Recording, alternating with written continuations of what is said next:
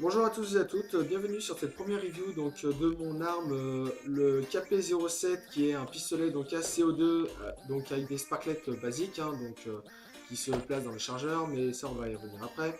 C'est un pistolet donc full metal en gros qui pèse on va dire son poids parce que c'est quand même pas léger.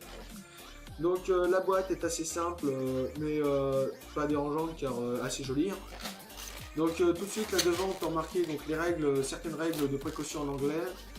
Donc sur le côté on peut remarquer des petites annotations comme l'énergie développée qui est de 1 joule. Après donc derrière c'est un peu la même chose, enfin voilà.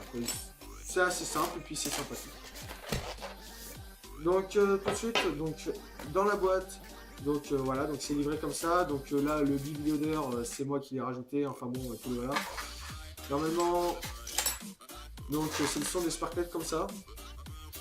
Euh, Dedans, il y a certains petits outils, on va voir juste après à quoi ça sert.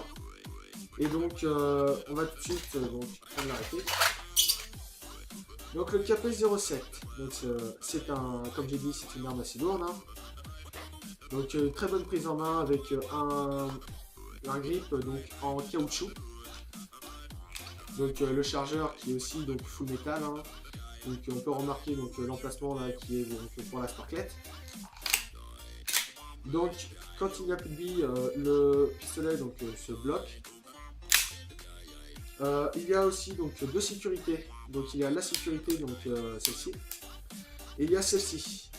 Alors, en gros, c'est quand la sécurité est baissée, c'est pour pas déclencher le tir. C'est vraiment, il faut appuyer pour tirer. Ensuite, on peut le démonter entièrement. Comme j'ai dit, normalement il y a les manuels, mais bon, je les ai retirés parce que j'en avais pas forcément intérêt pour l'instant.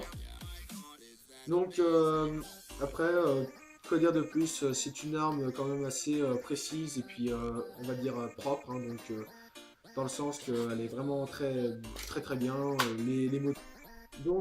Par rapport au chargeur, je voulais en revenir parce que là avec cet emplacement pour la sparklette, la grosse filet à l'aile sert à dévisser la pistolette là dedans. Ça sert à rien de la dévisser en plein, parce que la sparklette on peut la placer. Voilà, comme ceci, quand on pousse dans ce sens-là, elle est comme ça. Après, c'est très facile, vous revissez. Et après, elle est imbriquée, mais là, je peux pas tout l'activer parce que j'ai pas encore rechargé les billets. Cette petite pièce là qui sert à dévisser, du moins à retirer cette sorte de petite pièce qui doit retenir le canon pour le garder en place. En gros vous la prenez comme ceci ou dans l'autre sens, ça marche.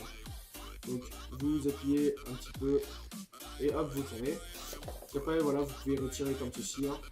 Rien de compliqué, mais c'est surtout que pour quand vous allez enlever en fait la culasse pour tout démonter, enlever le canon en intégral, enfin bon voilà. Je reviendrai sur le démontage juste après.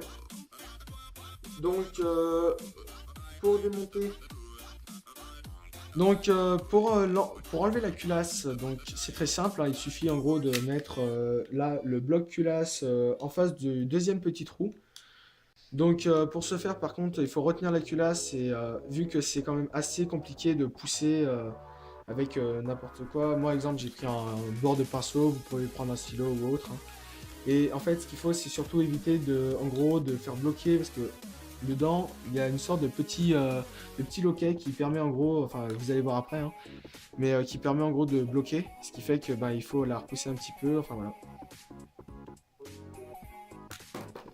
Voilà, voilà, en fait, une fois tombé, vous pouvez voir que c'est ce petit bout de métal qui en fait permet de bloquer, justement, qui permet d'empêcher de faire que ce petit bloc culasse s'en aille.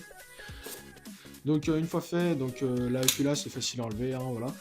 Vous pouvez voir tout le compartiment du bas et tout ce qui est en gros canon, CO2 et autres. Moi je vous conseille quand même de bien graisser avec de l'huile de silicone, mais ça tout le monde vous le dira. Après voilà, vous pouvez tout démonter et puis c'est d'une simplicité facile. Voilà. Après à remonter c'est pareil, vous remettez comme ça, vous essayez de bien la placer par rapport au bout de métal, parce que là, comme vous pouvez voir, là, ça s'encastrera pas, donc il faudra repousser un petit peu. Et voilà. Après, donc vous voyez, ça ne s'en va pas. Donc nous allons passer après donc au test de tir. Donc pour tirer, c'est très simple. Une fois avoir mis donc le chargeur, donc comme ceci avec donc la bonbonne de gaz et les billes. Donc il y a une capacité de 24 billes. Donc voilà, vous l'armez, hop, comme ceci. Et puis c'est simple, vous tirez. Donc vous pouvez remarquer donc quand même que le recul est assez puissant et donc assez sympathique. Donc après, donc c'est quand même une arme, je dirais, précise et puis assez puissante.